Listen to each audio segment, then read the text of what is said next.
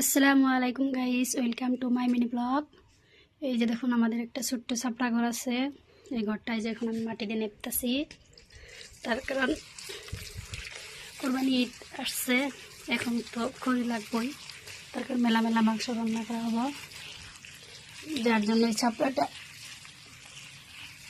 সুন্দর করে নেপতেছি। আপনারা বলবেন আমরা এটা দেখার কি আছে, সেটা দেখার জন্য না। আজকালকার এই নেপা পোষা মাটি দিয়ে নেপার ঘরগুলো কমই পাওয়া যায়, তো আমি ভাবলাম যে এত কষ্ট করে যদি করতেছি তাহলে কাজটা শেয়ার করি। এই যে আসেন, মাশাআল্লাহ, এই যে কোরবানি তো চলেই আসলো।